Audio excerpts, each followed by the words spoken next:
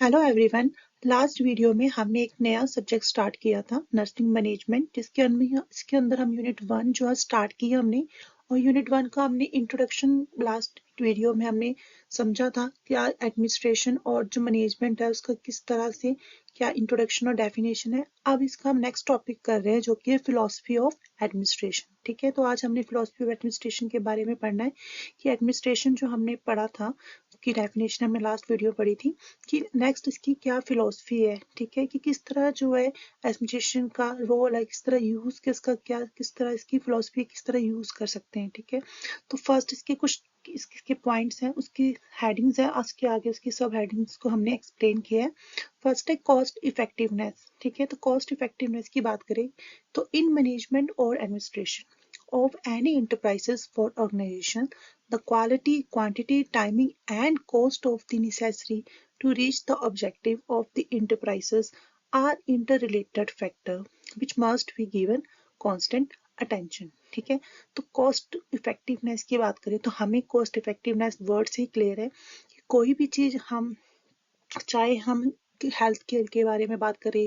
या बजटिंग की बात करें या कोई परचेजिंग की बात करें, तो यहाँ पे मैनेजमेंट और एडमिनिस्ट्रेशन की बात की है। ठीक है, तो हर चीज हम जो भी हम पहले देखते हैं हमारा फर्स्ट पॉइंट होता है कॉस्ट इफेक्टिवनेस हमें होना चाहिए। सो मैनेजमेंट की बात करें या एडमिनिस्ट्रेशन की बात करें, इन मैनेजमेंट और एडमिनिस्ट्रेशन दोनों में देखा जाए तो of any enterprises for organisation, कोई भी ऑर्गेनाइजेशन है, ऑर्गेनाइजेशन के लिए किसी भी तरह का हम इंटरप्राइज यूज कर रहे हैं चाहे मैनेजमेंट में चाहे एडमिनिस्ट्रेशन में। ठीक है, तो हम हमेशा क्या करते हैं उसकी पहले quality, quantity, timing and cost. ठीक है, ये मेन हमारी चीजें इनको हम देखते हैं। Of the necessity to reach the objective,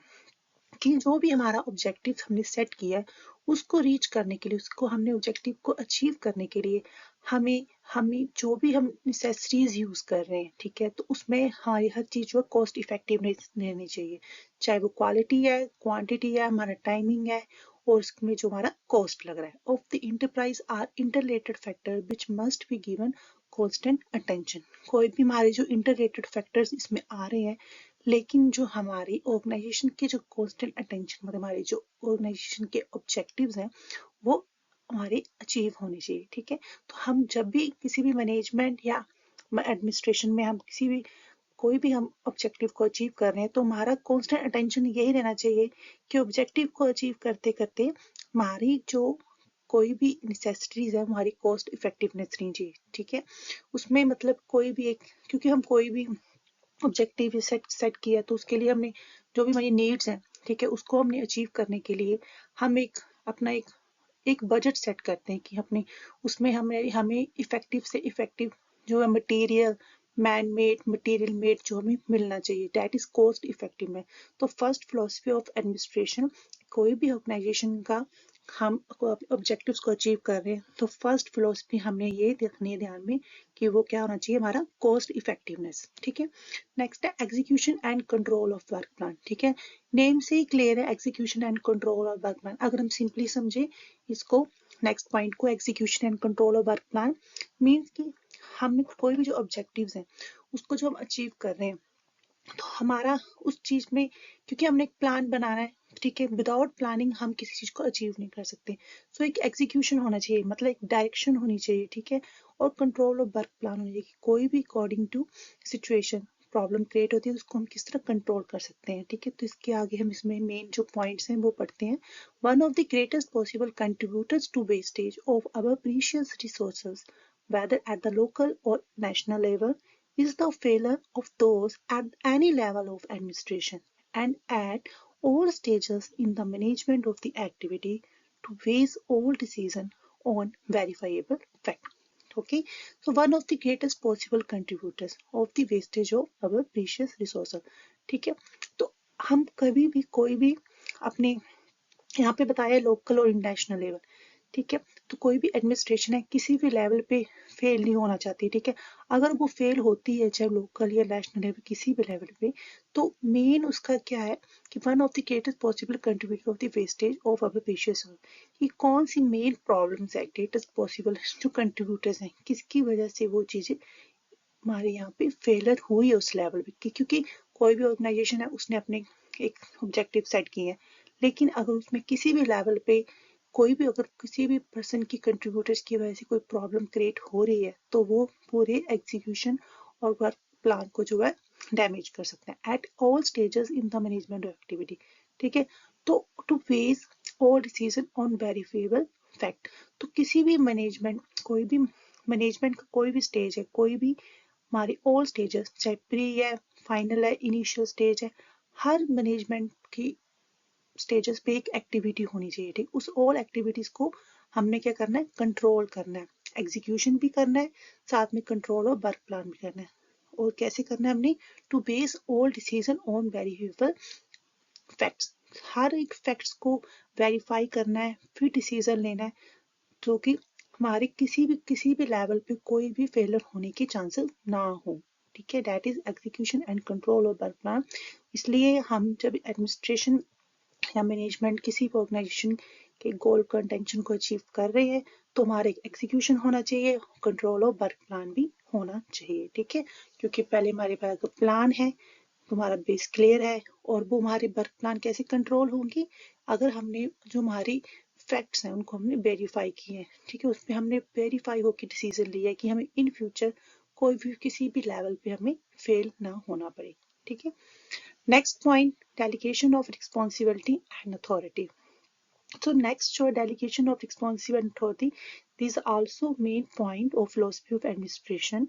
Delegation, the delegation of responsibility and authority is an important aspect of successful administration.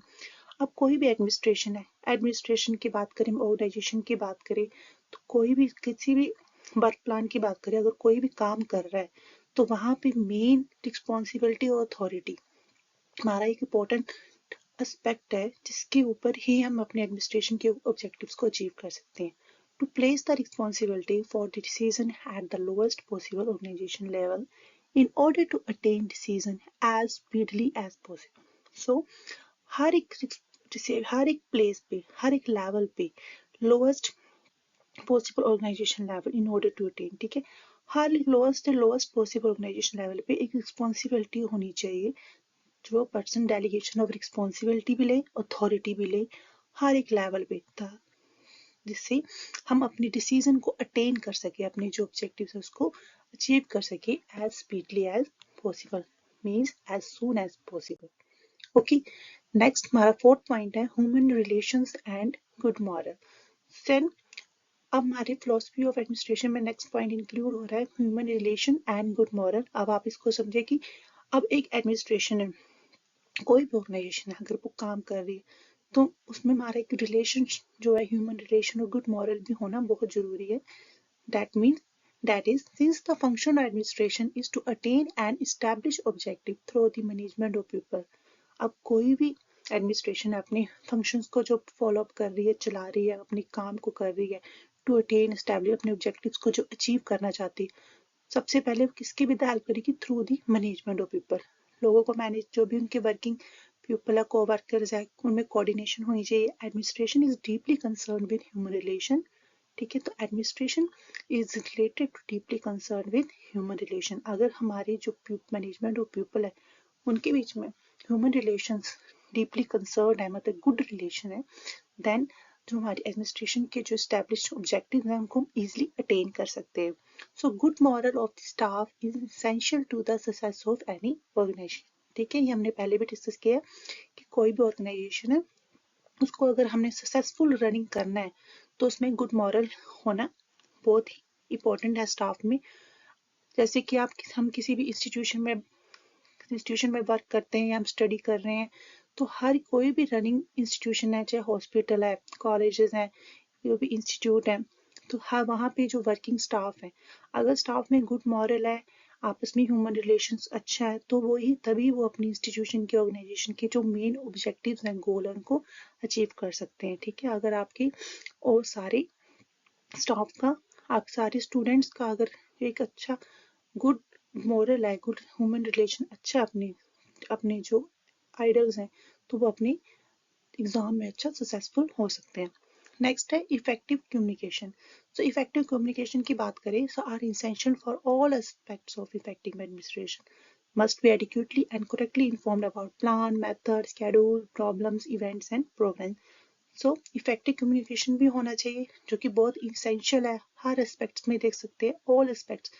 किसी भी एडमिनिस्ट्रेशन में किसी भी तरह का कोई काम कर रहे हैं तो उसमें इफेक्टिव कम्युनिकेशन होना बहुत ज़रूरी है बहुत ही ज़्यादा इसेंशियल है ठीक है इसलिए हम अपने इसी की हेल्प से हम ऑर्गेनाइजेशन के गोल्स को अचीव कर सकते हैं विद द हेल्प ऑफ अपने with the help of communication हम करेक्टली इन्फॉर्म कर सकते हैं कि हमारे क्या प्लान है क्या मेथड है क्या स्केड्यूल है क्या ऐसी प्रॉब्लम्स हैं क्या इवेंट्स होने वाले हैं क्या प्रोग्रेस आ रही है तो with the help of effective communication अगर कम्युनिकेशन ही रॉन्ग है तो हमारा जो ऑर्गेनाइजेशन है वो प्रॉपर वर्क नहीं कर पाएगा so effective communication must is essential for और effective administration last one is flexibility administrator must be completely flexible to meet the changing needs of the situation so administrators must be completely flexible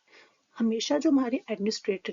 जो होते हैं मतलब जो direction provide कर रहे हैं हमें ऑर्डर्स कर रहे हैं जो हमारी ऑब्जेक्टिव जो सेट कर रहे हैं वो कम्प्लीटली फ्लेक्सिबल होनी चाहिए to meet the changing needs of the situation according to situation अगर हमारी नीड्स जो प्रॉब्लम्स आ रही हैं किसी भी प्रोग्रेस में इवेंट में कोई प्रॉब्लम क्रिएट हो रही है तो with the help of administrators हम उसको चेंज कर सकते हैं हमारी वो नीड्स में जो है हेल्प करते हैं तो administrator must be completely flexible होने चाहिए अगर वो फ्लेक्सिबल है तो हम ऑर्गेनाइजेशन के गोल्स को अचीव कर बहुत ही ईजिली कर सकते हैं तो these are the philosophies of administration hope you like this video you understand this topic अगर आपको कोई क्यूरी है तो आप बता सकते हैं मुझे और इस मेनली जो ये टॉपिक है ये आपका बहुत ही इम्पोर्टेंट टॉपिक भी है और इसके मेन ये 6 पॉइंट्स हैं इसको आप मेन जो अगर आपके इसके मेन पॉइंट्स आपको याद रहेंगे तो आप इसका जो अंत सब आगे इसको जो आप एक्सप्लेन भी कर सकते हैं लेकिन इसके और पॉइंट बहुत ही ईजी हैं आप इसको अपने मतलब टिप्स पे आपको याद रखने हैं philosophy of administration okay hope you like video next video में हम इसका नेक्स्ट इस यूनिट का हम नेक्स्ट टॉपिक जो है कवर करेंगे ओके थैंक यू